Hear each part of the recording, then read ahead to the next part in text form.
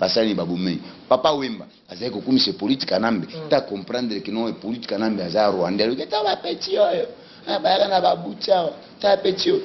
Ta ko lobby wana et politique anambe déjà comprendre. Ah, mutu ya na bucha zanani ezanga. Da nani na Abidjan kebui. Poizo ici côté déjà ba pakola ngona micro pop direct à Kofi. Vous comprenez? Dans ce yo, vous comprenez que au servir un Rwandais tout na mboka na yo okomi mutu na ya mutu mona okomi travailleur na ye yi akomi lokola patron na yo parce ayebi que le peuple congolais na matière ya mbongo bakomaka ba fainéant wa ezalaki ke epolite malgré azoboma batu nyonso baboyiye même ta ekomaki ta na ye parce que basabotaki ye nano esengelaki azala parmi batu ya liboso bakokoloba tala nde ayaki koloba so ba 23h ndeta ya lobaki taba tu bayoki ke polite alinga loba akoyebisa biso nini aza mobomi batu nyonso bakimi tellement atambolaka na batu na ye oyo babetelaka ye maboko nde bakotikalaki wana bacriminel nde batikalaki babetile maboko ya buzoba oyo. Merci beaucoup, mesdames, demoiselles et messieurs, chers amis fidèles téléspectateurs de la 3xw.congofrance.com. Merci toujours, parce que vous êtes nombreux en train de nous suivre à travers le monde, en train de nous suivre cette émission. Votre émission, Shotem, une émission de divertissement, l'émission qui vous permet à découvrir la réalité les Karalambo dans la Bisso Congo. Mais nous sommes ici en Afrique d'ici, nous avons partout, nous sommes nous avons Dirba, nous avons Cape Town, nous avons Johannesburg, nous avons partout. Nous avons Congo, nous avons partout pour nous repérer toujours.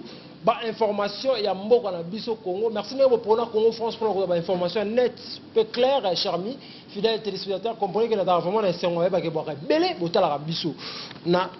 Site Nabiso. Merci beaucoup toujours. Dans ce séjour où il y a Papa Pita Mukendi, Oyo Azara, Diba Mwana, Kwazulu Nantala, Sika Ndeko Shaka Zulu, Toka Sangokala, na Afrique du Sud, parce que Zalakaza Musika na Johannesburg, mais il y a toujours pour nous repérer ça. Ba information, Azara na Djobour, Tobetane Baba Masolo, Talamutana souci, il y a une province, Oyo Azali pour la Royaka, Congo France, la plateau, il y a Congo France, Tosola, Maramamboka, Tosola Maramamboka, Belé, Lelo, na Papa. Pita Mukendi, Aza Pembe Nangawa. Papa Pita, bonjour, bienvenue dans Djobour. Merci, Ndonanga Yannick, Zambe Abate, la Congo France, na Pesimbo Tepa, ba Congolais, Oyo Bazali, Ko Bunda, na sincérité, na Tongo Lelo, na Zomisi Lisusu, Matondi Nanga et pas Ankolo, Oyo Pesinga Pema, Mokola Lelo, parce que Pesami et pas Moutignon sauté. Na soki na santi na lali na lamuki boye na zali koloba c'est-à-dire Nzambe azali lisusu na posa nanga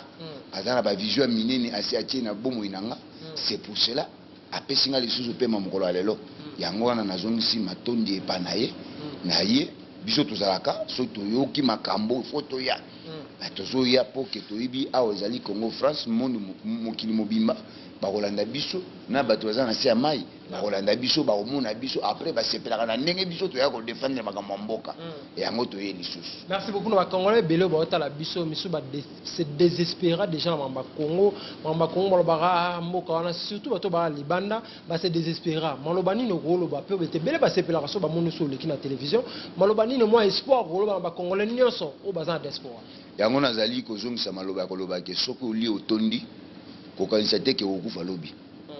soki olie otondi kokanisa te ke okufa lobi lisusu ozala mposo ya kolia mekanisa bandeko yo otika wana parce que soki yo olobi ke Congo biso te est ce que obosani ke koza génération ya famille na yo etikala na Congo soki oyebi ke koza génération ya bato moko boye okenda Congo soki 100 ans osala déjà 40 ans osala combien des années mais kobosani te ke kozali bana ya bandeko na yo moko boye batikala na Congo bato oyo bazali kosouffrir wana. Est-ce que vous avez ya koloba ke non bandeko nanga batikala na Congo bazali ko souffrir eza biso toza libanda tema démocratie na droit de l'homme ezali ko appliquer kotoyo to sala makasi to sangana na bolingo wana yake to tambola to lakisa bato wana tala ne bazobonga bandeko na biso yango biso to talaka ke na lia te mais na yebi mama na ngai yaza na mboka wana na moni famille mobimbe ezali na mboka wana na ye comprendre que ça devoir na nga ntange mona mboka oyo etondi na ba démocratie na ba droit de l'homme ezali ta onga na ko profiter na le kana sala oyo na moni na koki kosala tozali kosala ngo patete ke toyebi koloba mais tozali kosala ngo parce que toyebi ke bandeko batikali sima kozali mutu moko te akolobela bango kasi biso tozali banda tozali na maloba toleka toloba tosolola bandeko yango tokota na babiro ya baopposant na mboka oyo tozali koyebisa bango réalité soko landi malema oyo azali opposant radical mona 1980 jeune wana atie bango mopanzi tosolola na baopposant mosusu tosolola na badepute na ye bazali na KwaZulu Natal wana toyebisa bango réalité soko landi malema na suka alobi bakongolais baza baréfugié vrai bakimi mboka na bango baza bandeko na biso tobenga bango bakombo babengaka bakwerekwere te topesa bango bakombo babengaka bango bazai te bazali bana mboka tifo tolinga na bango tozali kotambola ndeko na ngai ya niki tozosala mpona kokomisa message na biso bisika nyonso malema ta yaka na Durban j'étais avec Malema na kata stade tokendaka tokutanaka na badepute oyo bafana na KwaZulu Natal tozalaki wana tokendaki tomi présenter tozali bacombattant barésistant mais naza na position na ngai nazali mutu ya ensemble représentant valable. Il y a les amis de Moïse Katumbi. Merci beaucoup, Papa Peter Mukendi. Tomolaki, Joseph Kabila à New York, à ça qui discours, puis après discours, alors tu écoutes Antonio, secrétaire général, il y a ONI, il a habité Masolo Basolaki et Banakite. Antoine a habité Nini, to Kabila a habité Antoine. Non, problème est à Kiawa, et à et Polite, malgré Azoboma, Batunyoso, Baboye, même ta et Komakita nae parce que Basabotaki nan. Et Singaki azala parmi Batua Liboso, Baokoloba, Talane Bayak, Ayay Koloba, 23h, Ndetan Yalobaki, Tabatu Bayogi qui est Polite à Lingaloba, Akoye Bisabisonini, Azam Bomi, Bation sur la Kimi, tellement Tambola na Batunae, ou Babetere Maboko, Ndebako Tikalaki, wana criminel, Ndebatikalaki. Betile maboko ya buzoba oyo azali ko bimisango na munoko na lokola yende mutu alingiki asa élection sans que ba peuple congolais na makesoki alingaki élection salema toneto sa élection en 2016 mais ba rosi mukendi ba kufi eza résultat ko boya ko sa élection ba tu ba kapangala ba kufi pona ko boya ko sa élection bande ko ebele bazana kata prison pona ko boya ko sa élection mais abimi lokola yende organisateur alangi alakisi oyo ezaki na kati ya motema na ye mais yango babengisaki ye esengaki kutu babengisa bango tu nyonso wana basolo ya koloba ke il faut transition moko valable et salema sans présence ya mutuchi ya Rwandais et politique nambe Kabila siko boya ko ya poni na batu na ye boya ko ya na réunion ba lobi ke bazaki na calcul wana te basale bango surprise oyebi ke bango bazo sala oyo ba ko komona parce que bayebaki déjà ke ba okuta na bandeko na biso mususu ba opposant lokola son excellence Moïse Katumbi oyebi ke na Namibie tabakendaki kuna Katumbi asaki kuna diplôme yango nazaki koyebisa batu Katumbi azali na kati ya diplomatie asali yango a convaincre mutu nyonso akoti bisika nyonso esingeleki akota akoti bazalaki awa na Afrique du Sud awa après kobima na Afrique du Sud akei direct akei na États-Unis d'Amérique. Parce que balipe bayoka ala Afrique du Sud ezali pona ni so si so na on répondre réunion na ezali na Afrique du Sud ezali pona ni non c'est ça wana po kota la bon to kuna na États-Unis akendaki kaka na ba preuve oyo azali kotambola yango avec Kabila koza eloko moko te ya mutu ya oyo tokozwa peuple congolais a continuer ka souffrir mutu oyo azali criminel aza bandi aza satan na kati ya mboka satan coûte bien donc yé azali wana azali na azana motema moko boye lokola libanga aza motema moko boye lokola soki nini azali lisusu na bomoto na kati na ete so tolobi to sa sélection lisusu tozali koloba lisusu nombre ebele ya ba congolais ba okufa ba mususu ba okufa na kati ya bazamba obika ne bato bakimaka wana bango nyonso bakomaka na ba destiné na bango te ba mususu bazolia bango epa ba nyama na kati ya zamba ba mususu bazotuta bango na kati ya ba boti ba bien ba famille na bango mususu ba yebi te ke bandeko na bango basi basali basi ba komi destiné oyo bazali kokende yango wana Katumbi azali kokende kuna na mutuna na yo sikoyo ya awa bayaki na Afrique du Sud ezalaki ayaki ye moko te ayaki na ba opposant mususu bayaki basolo na bandeko na biso ya ANC oyebi ke politique nambe aboyaki Tambumbeki azonga akende na mboka na biso parce que ayebi ke Tambumbeki atelemelaki alobi ke non Kabila doit respecter la constitution ya mboka na ye parce que biso nde tosalaki ke akoma bisika wana merci à travailler à silsi mandat na ye pourquoi azali koboya kotika pouvoir yango bango bayaki awa baye koyokana na batu ya ANC ndenge nini bako kusunga biso na ta ya crise oyo toza nango na mboka na biso parce que biso tokoki kovivre na biso moko te il faut tozala bapartenaire na biso oyo tozali kosola na bango ndenge nini tokokotisa kimia na mboka na biso bango mpe bayebi ke oyebi mboka oyo Ramaphosa azali na problème très sérieux azali kokoka kogere mboka oyo te amoni sikoyo ke soki Congo ekomi bien bakongolais kutu biso tozalaka deja na posa ya koloba ke lelo et politique na bakei 2 mois après na kiti na nga na mboka ozo comprendre bamoni ke eza idée ya bien basanganaki yango nde raison ezalaki monene ezali ke bayokana basunga biso na temps oyo crise tozala nango soki transition ekosalema esalemi epolitique na bato na ye babandi nyonso wana à côté après ça toyebi makambo mosusu oyo tokosala. Merci beaucoup. Mais quand New York tozala New York wana tomoni ba rumeur moko etamboli paraît-il bamoni Moïse Katumbi alinga koya na hôtel au Kabila ovanda po asenga pardon New York ezali ko bouger. Pourquoi Moïse Katumbi va décevoir ba Congolais ko luka Kabila luka qui est pour la nuit? Sincèrement ndonanga Yannick merci beaucoup omoni nga pita mukendi ndenge naza boye na tambola na ba rumeur te na tambola na babilo mo ya préva l'appui Katumbi azali ko sala diplomatie ya makasi asali yango. Je pense aujourd'hui le peuple congolais oyo bazali na motema ya malamu bako betele maboko ozo comprendre Katumbi atamboli partout ya kofunda kutu yende azolakisa parce que asala na politique nambe ayebi ko politique nambe koleka ba opposant mususu ozo comprendre ayebi point faible ya politique yango atamboli jour azwa décision na ye ya kolobake na longwe na kata majorité bato majorité basutuka même jusqu'aujourd'hui bazolela bon bandimaka te Katumbi abimi na ba preuve ozo comprendre c'est pour cela ba bozo boya Katumbi azonga na mboka na ye Katumbi akendaki kuna pona kolakisa kaka ke akendaki kutu ye moko te Katumbi azalaki invité Katumbi azotambola ngulu te ezali ke par invitation c'était comme ça que akendaki kuna akende kokutana na batu kuna basola na bango après bafanda na politique na me bayebisa ye ke na batu na ye élection il faut esalema sans présence na ye ou bien dialogue na mine nani transition sans Kabila biso toboyi makambo ya dialogue parce que batu ya majorité na ndolandi déjà nanga bandi kobeta déjà kidar ayebi déjà ke ba machine wana po ekoma na mboka bamema ngo na ba village abasilisa basomba ba moteur à courant batia ba mazout batia ba pétrole batia so ba essence ba kocha wana ezaka mikolo il faut kotangisa batu bayokola siko mama na ba koko oyo atela komona téléphone te yo otangisa yeni ba comprendre nanga a comprendre que point faible a komi nango siko makambo na yebisaka yo wana nanga siko yo abando bimisango siko zo bimisango na ndenge ya ba parabole ozo comprendre donc bandeko nanga balandi makambo ekomi na bisika oyo tozali koloba tolobaka makambo mais bientôt là bokomona ngo bokosentir ngo ke tant toyaka na ba rumeur te toyaka na ba makambo oyo déjà tosi toyoki tozwi ba call tozwi ba appel ba lobby eza boy tant tozali koya boye tozali koya na information ya kokoka ya kolakisa monde yake Kabila na régime na ye na ba bandi na ye ba bazali komela makila ya ba Congolais basi ba échoué baza siko na posa ya kotika pouvoir te pona komona ke Kabila et politique na baza mutu mabe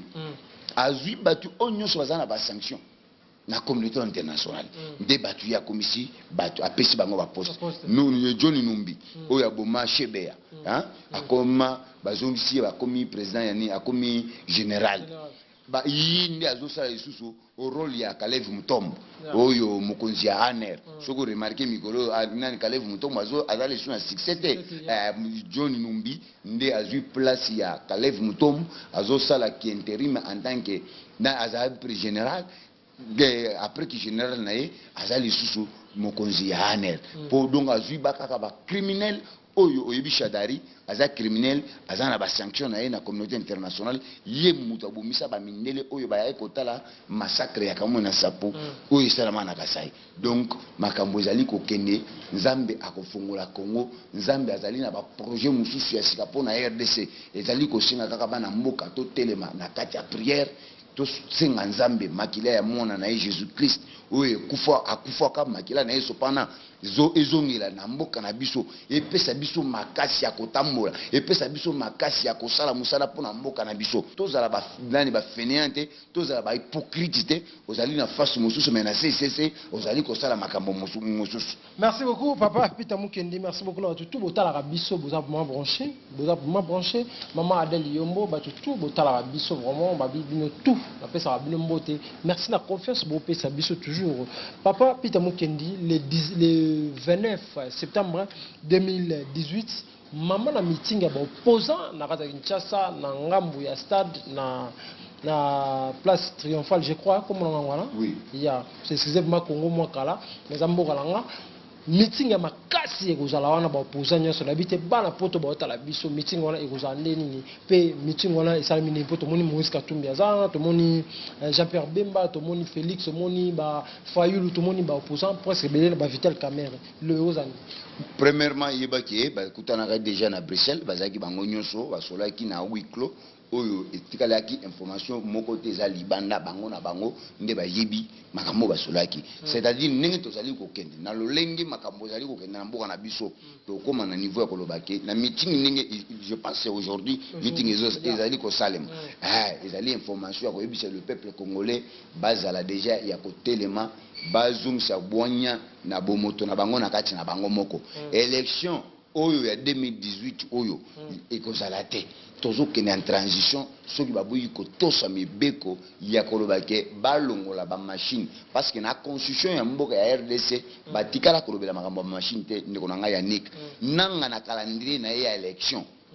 ezali na machine te boni bakoya ko imposer biso ba machine c'est-à-dire ndenge tozali boye nanga zali capable kolobake non na longoli ba machine awa nde nazali boye na yena ba biloko soki biloko ni akomemela biso boya tosala élection biso tolandiye donc tozali susu na pouvoir ya kolobake to respecter constitution ya mboka na biso te yango tolobi boye machine soki na machine élection ekosala mate mais tozali kosenga tozongisa constitution na biso alakisa biso calendrier na ye danga soki na calendrier na ye ezali prévu que il faut tout ça élection avec machine yango meeting munene ekozala lelo pona peuple congolais bayeba nini oyo il faut babomba avant le 23 décembre 2018 oyo mais congolais kufaka chaque jour ne onanga ya nik congolais kufaka chaque jour congolais zo kufa biso tozali lokola banyama tozali lokola tozali susu batute na sia mokili oyo congolais zo kufa ba congolais bazo kufa ya nik biso tozali komona kana nani na Beni ndenge babomi bango parce que tomoni puisque o bazali kokufa na CC oyebi baza combien na yebisaka yo que après régime ya Kabila to okuta mamususu na kingakati wana mikuwa batu mususu bakufa batu bazokufa makasi ba congolais bazokufa yango tozali kobela na kingakati wana pe Kabila bomama batu oui na kingakati wana koza bisi o penza pe bango bakenda kokunda penza mikuwa ya ba congolais zela kanga maloba nanga oyo nzambe aza bomu ya kobatela biso okomona régime ya Kabila te kokende omona kingakati ndenge mikuwa ko banda obima ezali lokola cimetière mosusu na kati ya lopango ya bato. Okay.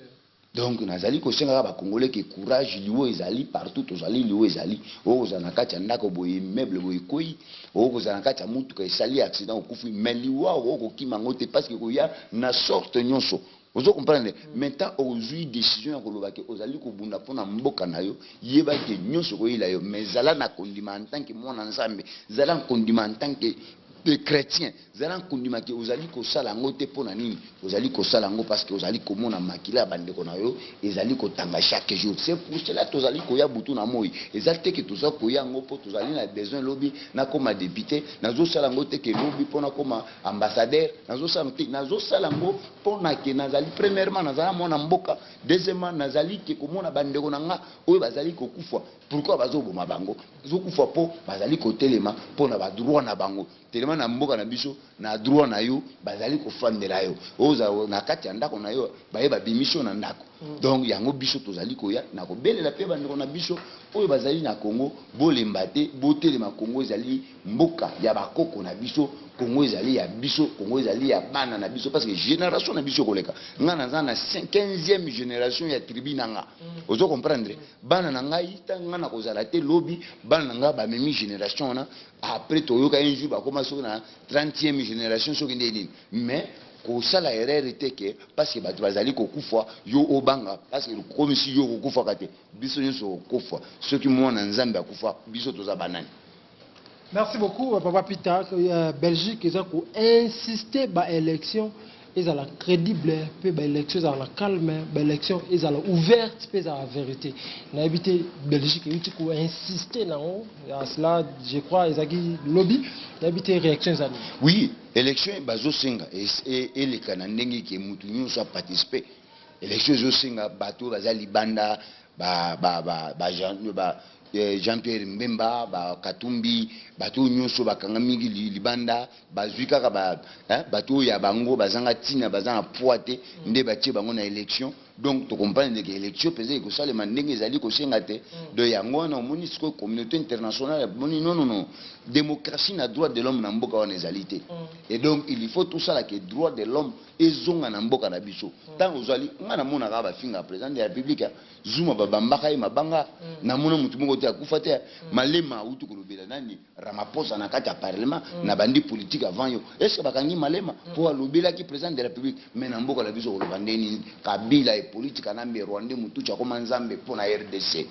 ba politique ba komo kofukama ba komo ko adorer un Rwandais tout ba congolais hein ba Rwanda ba congolais ba Rwandais baza combien toujours ba Rubero ezaba nani oyazaki général soki Selimane Biselimane so Bisengimane baza combien baza kotanga na misapi mais nous ba congolais tous ba traître tondimini ba étranger parce que bazali kopesa biso bambongo encore tant aussi aux mbongo ya mutu wana komisko likolo na yo azu pouvoir na yo afandeli yo bazali suna malobate mais soki bango wana batu wana bazana kati ya parlement lelo peza bazana besoin peza ke makamo ezonga bakoti na parlement baloke trop c'est trop batu bazali kokufa Kabila difanda na se tozali suna posa na yote Kabila kokima Congo mais problème c'est quoi trahison ezali makasi mutu akobanda maloba suka bakobomaye avant kutu tongo etana bakobomaye gouverneur ya Bakongo babomela raili ta comprendre que un Rwandais tuchi yo ya saliboy basali babomei Papa Wemba azai kokumi se politique anambe ta comprendre que non e politique anambe aza Rwandais le ta ba petit yo ba na ba bucha ta petit yo ta lobi wana e politique anambe déjà comprendre mutu ya na bucha za nani ezanga da nani na bibi Abidjan keboy poizo ici côté déjà ba pakola ngona micro pop direct à Koufi. Vous comprenez? Dans ce que vous comprenez que au servir un Rwandais tout namboka na yo, okomi mutunaya mutumona yo, okomi travailleur na yo, ya komi lokola patron na yo parce que yebi le peuple congolais na matière ya mbongo bakoma ka ba fainéant. Vous comprenez? Le peuple congolais liboso mbongo akoma ka faible, azali suna bisika moko te. Yango nga nazali ko belela. Bino bozali ko mibenga ke boza ba député. Et loko moko te bosali pona ba congolais. Mais un jour et ko salema ke bolamuki boye politique anambe azali suna Congo te. Boko sutuka. Congo wana e komi na bino munene. Nazali ko belela bino ba député, bino ba ministre, bozali incapable ya kolobela ba Congo. Tala o kondima ke bandeko na biso o ya Sud Kivu wana na ya Est wana babo shabe pardon ba Shadari hein bazé belé bazo boma ba congolais bango bazali ko kende bazali Kinshasa bazo betela bazo sala campagne ya Shadari comme si Shadari akokoma président de la République lobby hein bao boma bandeko na bango na Est ya Congo yo uti Est bao boma bandeko na yo ozo sala la campagne ya Shadari hein Shadari ba oboma bandeko na yo yibi mutazo boma azali noko na yo politique anambe obo komisa ke nani mama sifwa abotaye bazali ko boma ba congolais bango bazobeta maboko ba bosani valeur ya mabele mais un jour Est wana ta ba obenda ngwe pa ba Rwandais ba okoma banani ba okema ba okende wapi parce que mboka wana ezali bangonde bato ya liboso ba défendre mabele ke mabele oza ya biso to okuki jamais kondima mopaya aya akonza biso mais bango bandimi soko muni Rubero azokende na Est wana un Rwandais tout chito yibi tozana devoir de onanga ya Nick to bunda pona République démocratique du Congo kozali mboka mosusu te eza elengi lokola RDC kozali mboka moko te na sia mokili même soki eza na États-Unis d'Amérique me kosentir elengi ya RDC. Congo ezali lokola place oyo nzambe taba na ekokela kosala mokili oyo asali mokili asilisi biloko tu nyonso etikalaki na sani akenda kobwaka yango wapi akenda kobwaka yango na RDC. Mboka oyo etondi bomengo me bakolo mboka bazali koprofite na bomengo na bango te yango maloba oyo toyaki nango po tomeka kosola na bandeko balamuka bazala bien tozala biso moko tosangana na amour ya bana mboka tolongola ba trahison ya mike tolongola ba haine ezali ko diviser biso ba ennemi na biso bazali kozwa pa moko liboso na biso parce que ba comprendre que le peuple congolais pona motema mabe ekotela bango ekoma lokola eloko moko boye yango nazali kosenga ke Nzambe a batela biso apesa biso sagesse na intelligence ndenge nini tozali kokenda makambo ya RDC. Merci beaucoup papa Peter. Notre temps image moya obeminaku alobi bosa l'effort bo voter mingi poso bo voter Shadar mingi poso yeso ka longwe régime na biso pe longo do biso soto sindi azaki na ba député azolo bana bango bongo azobanga to ndenge nani ndeko nanga obeminaku oyo azali président ya Assemblée nationale ya RDC ye moko atiaki candidature na ye en tant que député baponi na liste azate oui donc kuna eza blague te ta ba comprendre que okoma lokola mutu wa opposition balongoli yo na système ozo comprendre bayebi ndenge bazali kotambola wana bayebi ke après Shadari soki Shadari azui te basali ba mana ba mafia ba tricage ke Shadari azwa bokonzi bakozala punir peuple omoni et tozuika bokonzi lelo boye un mois ezebele na kiti donc omoni biso batia biso na ba liste pasteur na ngai kindaki Kongo akende ko prêcher aye papa Peter na kasumale sawana tozaki na mwa ba problème tokutalaki na ba problème bazola kisa biso ba photo na moni photo na kozande ko musu akendaki pesa na aéroport ya Luano na Lubumbashi akuti na photo nanga na comprendre que bato yo makambo biso tulobaka ya vérité baboyi vérité biso pe tusala pe bakombo na bango to tianga na tango na za pesa na livre nene ya mutu nyonso donc tato kokita tozuwaka ba petit ya ba shege wana yo la kisa biso pa kingani donc ezali so tozangi tozui papa te mon aza victime c'est pour cela au moni Bruno Chibala atimbelaki déjà que biso to trahir combat ne to trahir combat avenir na biso za mulaite akimisi bana na États-Unis d'Amérique vous comprendre ayebi que sort na bango après régime oyo ekozala mabe to bomaka bango baboma ezata na bango me bayeba ke o nyonso okosala na se ya mokili avant okende lola bisika oyo tokanisaka tokende yeba ke okofuta ngo na se ya mokili awa. Merci beaucoup papa Peter Momo vers la fin message ezanini na batutu baotala biso pe na mwa quelques mots de votre na suka émission message ezalika ok ba opposant balingana ba opposant na biso bolingana bolinga Congo bolinga ba congolais o bazali ko souffrir bolinga mboka wana parce que tozana mboka mosusu te à part Congo kozali mboka moko te eza elengi lokola Congo bolinga Congo après na pesi mbote kaka ndenge ezalaka mama Chilemba oyo na France mama tozali boso ya télévision kaka nde tosololaki na yo ya koloba ke na kodecevoir yo te ngai oyo lisusu nazwali kopanza maloba oyo yo na ngai tosololaki ya koloba ke caméra na bandeko bazali awa comme ba témoin Yannick azali awa batu bazali kolanda biso na kodecevoir yo te ngai naza mutu nazali mutu oyo abotami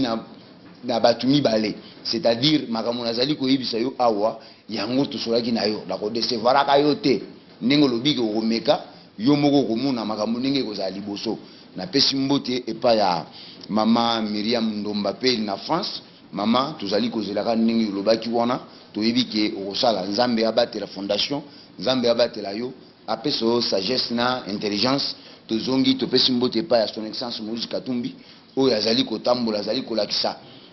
amour azali nango vers RDC na pesi mbote epa ya Kalonda Solomon conseiller nae topesi mbote epa ya Rachidi Oscar topesi mbote epa ya honorable Francis Kalombo na pesi mbote epa ya mama Mado na États-Unis d'Amérique na pesi mbote na ngai et pas ya grand frère Marcel Kassongo, to pesi mbote et pas Amour Wakenge, choix du peuple na Londres, na pesi mbote na ngai et pas pasteur Albert Mputu, na pesi mbote na ngai et pas ya pasteur Paulin Mwewa, na pesi mbote na ngai et pas Yannick Wenge, na tonton Lucien Nenge Bouyambaka nga na mboko ezaka déjà isingo pona nga, na pesi mbote et pas Didi Dipumba. Boyo yokana na ndeko na yo Mulowai biso bino bozali komema information pona mboka na biso. Soki bino na bino bokomi ko bunda e kozala mabe pona ba adversaire na biso bazali kotala e kozala bien te. Na sengi kaka conseil bozali bana papa moko parce que papa na biso azali Congo bofanda bosolola pona makambo tozali kotala ezali bien te. Bozali bandeko bosolola bofanda bisika moko bino bozali kotombola bendele ya RDC na place bino bofandi wana yango moi conseil nazaki nango bomeka boyokana bosolola parce que ba adversaire na biso bazali ko lati na ebisaka bino wana siko ba Rwandais ba olobaki ba Congolais ba lingana te oleke za lukuta biso ba Congolais to linganaka kozaka ba trahison wa mike bosolola bozonga na musala bozali kosala ezali komema ba information partout. Nzambe ya pambola Didi Dipumba, Nzambe abakisale na sagesse azali nango na musala munene bozali kosala. Ce n'est pas facile mais musala bozali kosala ezali komona na pesi mbote pa mwasi nanga mama Fanny Mukendi, na pesi mbote pa bana nanga le bourgeois Françoise Mirland, bana nanga tout nyonso mapasa nanga na pesi bango mbote parce que Kabila et politique kanambe babenga ye kabange mais totokela ko bota moko oyebike baloba ke azali pas balobaka abotama so na Kivu oyo ya mwasi abotama na Manono mais mapasa il faut babotama mokolo moko jour moko na hôpital moko mais bango mibale babotama ba place différent après na lingana bosana ndoki ya mutuchi ya Janette oyo bauti kokanga ba millions de dollars oyo bazali kokimisa bakomo kokimisa bambongo na ba mal kobosana te ke famille na bango eza na Dubai tant tokosala émission mosusu na obete yo lisolo na ya famille ya Hippolyte Kanambe na mwasi ya Hippolyte Kanambe oyo Olivier Lembe batira biso étiquette na Congo te. Merci beaucoup, chers amis fidèles téléspectateurs de la 3xW congofrance.com. C'était là Papa Peter Mukendi, moko ya ba combattant ya makasi na kata mboka KwaZulu Natal, mboka ya Shaka Zulu. Aote musika kuna na province ya Durban pe kokoma awa. Na jobu pona souci ya kopesa information to kobeta lisolo ya makambo ya mboka na ye, biso pesa la biso ya sengo po bozaka ebele botalaka émission na biso oto ambaka ba combattant po to solo makambo ebele o etali mboka na biso Congo. Merci beaucoup à tout le monde qui a suivi cette émission. Merci beaucoup à les boss José Didi Dipumba. Merci beaucoup à maman Adèle Yombo, ensemble pour une nouvelle république. Maman Zara Matanga, en tout cas, Nzambe après sa famille paye makasi vraiment les sous. Merci beaucoup à tout vous aura toujours branché. Papa venant Marcel Ngouina Dallas Motema maman Mado na pesi bino mbote toujours ensemble dans la émission Oyo. Merci beaucoup à tout le monde qui a suivi cette émission. Toto lycéen d'ici là apportez-vous bien sur www.congofrance.com avec l'espoir de vous retrouver au prochain numéro. Ciao.